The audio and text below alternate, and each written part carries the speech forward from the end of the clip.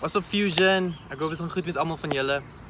Daar's hierdie spreekwoord wat sê, of hierdie saying wat sê dat if you can't define it, you can't beat it. En ons is besig met hierdie reeks wat ons noise noem.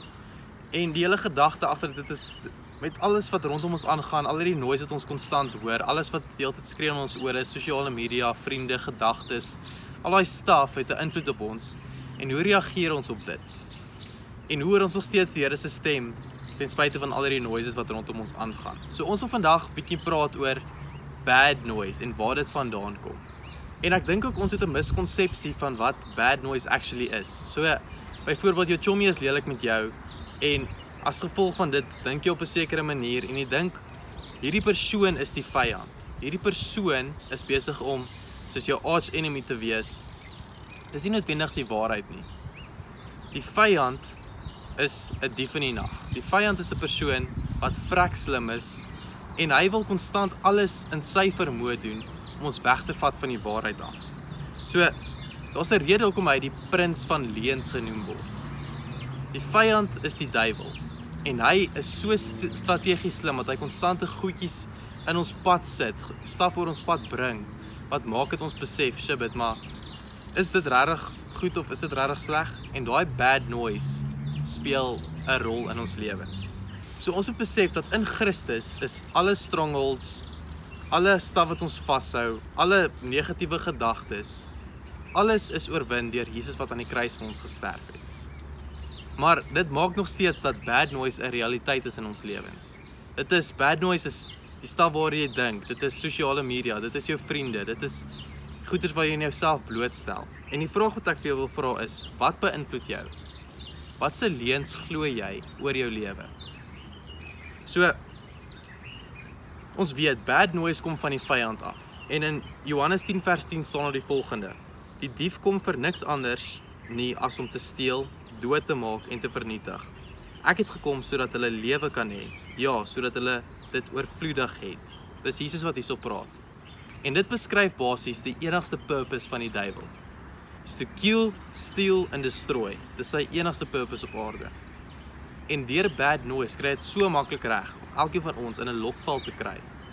Dat ons heeltyd hierdie leuns wat bad noise oor ons spreek, soos dat ons dit glo. En die vyand is vrek slim.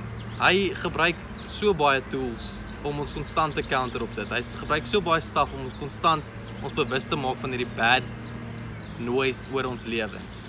Maar die vraag is, hoe counter ons dit? Hoe maak ons dat ons weet, hierdie bad noise is 'n leuen oor ons lewe? So vir elke leuen wat die vyand oor ons spreek, weet ons daar's 'n waarheid wat God ook oor ons spreek. En in 2 Korintiërs 3 vers 10 staan daar die volgende. Ek lees vir jou vers 3.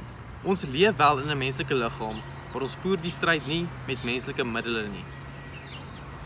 Alhoewel ons 'n mens is, ons is fisies, gees, siel, liggaam, voer ons nie die stryd met menslike middele nie. Ons voer die stryd in geestelike middele. God het in jou 'n lewe gedeponeer, 'n waarheid gedeponeer wat soveel meer kragtiger is as die vyand se. En dis hoe ons dit counter met God se waarheid wat hy elke liewe dag oor ons spreek. Vir elke leuen wat die vyand oor ons spreek, is tot 10,000 waarhede wat God oor ons spreek. Glo jy dit? Glo jy dat deur Jesus wat aan die kruis vir ons gesterf het, lewe ons in autoriteit, ons lewe in 'n gesagsposisie bo die vyand. En ons weet dat ons mag oor hom het, omdat Jesus in ons en deur ons wil lewe.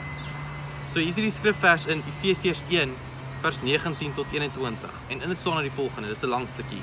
Lees saam met my. Mag julle insien hoe enorm groot die krag is wat God gebruik vir ons wat glo.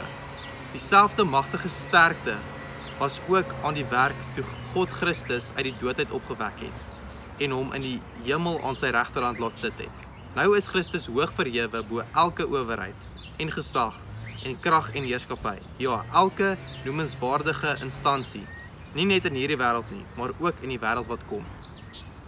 Dis so 'n powerful stuk. As gevolg van Jesus wat aan die kruis vir ons gesterf het, weet ons leef in autoriteit. Ons weet hy sit aan die regterhand van God, maar hy het vir ons 'n helper gestuur. Sodat ons die bose magte, die bad noise wat ons konstant mee battle, kan challenge en kan weet, jy sien maar ons waarheid is groter as die leuns wat die vyand oor ons spreek. So, dis die challenge vir die week. Vir elke leuen wat jy oor jouself glo, gaan spreek God se waarheid oor dit. Vat 'n stukkie papier daar by die huis, of vat 'n comment wat iemand oor jou geskryf het op sosiale media, of 'n slegte gedagte wat jy gedink het. Skryf dit neer in swart, maar weet dat God se waarheid counter dit soveel groter, soveel meer. Gaan doen dit actually en gaan skryf dit neer en gaan counter dit met 'n waarheid wat God oor jou lewe spreek.